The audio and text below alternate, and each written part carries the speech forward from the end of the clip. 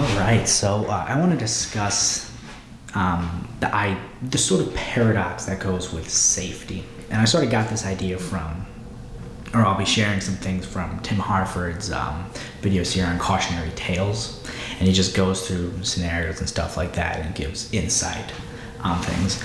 But one of the things I found very interesting was he was talking about La La Land, and we might remember the 2017 Oscars.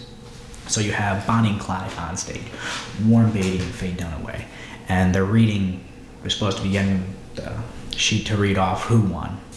And Warren Beatty is standing up there and he's looking at it, he's like, and the Oscar goes to for Best Picture, pauses, looks around a little bit, looks at the card, looks, off stage for, he's like, for Best Picture, goes to, and he's still looking at it, he sort of moves it over and shows Faye Dunaway, and Faye Dunaway reads off La La Land. And then everybody comes up on stage, blah, blah, blah, but then they find out that La La Land didn't win, it was actually Moonlight. Some people blame Warren Beatty, some people blame Faye Dunaway, some people blame some of the other people, the person who gave the wrong card.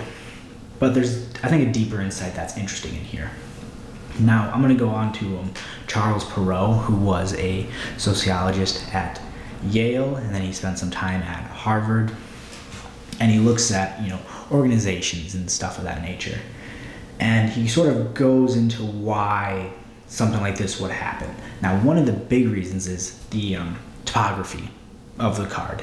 So on the card there are 9 words, the biggest one being the Oscars. Now, if you look into this, why would the biggest word on this thing be Oscars? I mean, you're at the Oscars. Why would you take up so much space, so much valuable space on a card saying the Oscars? So that was the biggest word.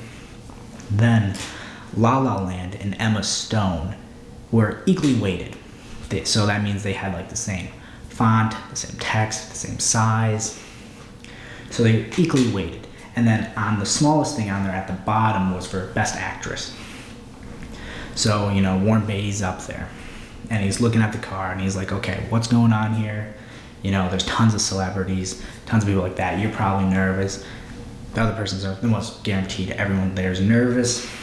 Now, this could have been, let's say if, the Best Actress was a bit bigger of font, Warren Beatty would have known he was looking at it. He's like, oh, this is the wrong card. So he could have said that. Now, of course, that's going to be awkward and stuff like that, but it's going to be less awkward than what actually happened.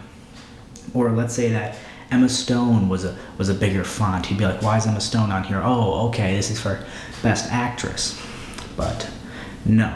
So I want to go into that. And Charles Perrault kind of talks about that. But there's that same problem where you bring in safety or these sort of regulations in why things go bad. So the incident of 3 Mile Island. So 3 Mile Island, after the accident there, they came in, they looked like, well, why did this happen? Well, from sort of a topography standpoint, it really wasn't the smartest setup. So there's over 100 alarms going off. There's over 750 lights on a control panel. Some of them would be red if they were working, green if not, and there are all these different lights, all these different stuff going on, and it wasn't the same. So it wasn't like, there's a switch here, there's gonna be a light over here. It was all different. Sometimes it wasn't even close to the other thing.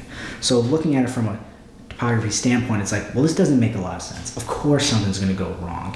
You also have all these alarms going off. I believe in the show Chernobyl, which is fantastic. You can tell, first off, you're working somewhere and stuff starts going bad. It's like, well, a nuclear explosion is possible, or radiation, or anything of that nature. So you're heightened, you're very scared. Alarms are going off, lights are going off, sirens are going off. You would think in the best scenario you would have it as quiet as possible, to just sit there and think. Now, what's interesting is Galileo kind of discussed this problem as well. I believe it was 1638 or something. He wrote a book, or he started analyzing stuff in there. But he had this one description of this large pillar, and he was talking about how it was held up on both sides, because if it was just sitting on the ground, it could get, the color could leave and stuff like that. It could get damaged. you're trying to lift it back up, you're trying to get the rope underneath it, you're gonna get it damaged. So what they would do is they would set it on two things, so it's just sitting there. Then somebody else as well, the middle could cave in on itself. It might not have the strength to hold up. So then what they do, they put another little stable thing in the middle. So you have two on the outside, one on the inside. Now what happened, and Galileo noticed, is that one of the ends sort of started to sink, and after a while of years being up, started to like sink and decay. So then the two were here, but the pressure is on this, so it would snap in the middle. And this goes into how, cautionary measures can turn into disasters, how taking safety measures can actually lead to more danger. And then going back to Charles Perrault, he kind of looked at this as well, and the two things he came up with, tightly coupled. So if one thing goes wrong, how likely is it for it to spread to others? And is it easy to stop? That was one of the things, like there's no time to fix anything if it's tightly coupled. Then there's also complexity, like the rainforest it has a lot of complexity. Do those two things go in? And let's say there is something that is tightly coupled and there's a lot of complexity, like, in a nuclear reactor or anything like that. So looking at, the Oscars in that way, is it tightly coupled? Well, I mean, yeah, you're live, 33 plus million people were watching. It's really hard for you to say, hey, this is, let's take some time and look at this. This probably isn't the right card. You're also nervous, and the complexity is that there were two envelopes. So at the beginning, I believe it was Leonardo DiCaprio. He had the one, still had, but somebody else had an envelope just in case that first envelope went bad or got, somebody lost it or anything like that, or it got damaged. So they'd have a second one, for safety in place. But, with that comes complexity. Instead of, being one card, there's two cards. If you lose one, or, somebody's done giving that ward out, you have to discard the other one and get the next card up, which that didn't happen. So you have that in there as well. And there's this interesting psychological effect that I've sort of been working. I have a list of like 211 of them, which I'll probably go through. And it's called the Prism Effect, which basically goes into any safety regulation we make, we take more risky behavior. I want to go over to the NFL and safety. So if you look at the NFL versus rugby, let's say, you see a lot more injuries per minute played or anything like that do more than rugby. Now, they're both pretty violent sports. Rugby might be a little bit more just for scrums and stuff like that, but football is as well. I mean, linemen pushing, they can get their knees taken out, all that kind of stuff. But with safety, there is a lot of safety regulations. I mean, you have shoulder pads, you have helmets, you have knee pads, you have all that stuff, all that protection. You put on gloves, you almost feel like, Iron Man. You feel pretty invincible. You just feel powerful. In rugby, you don't have that. You could put on a cap, and things of that nature, but you don't wear as much protection. Now, the rules are different as well. You can't leave your feet.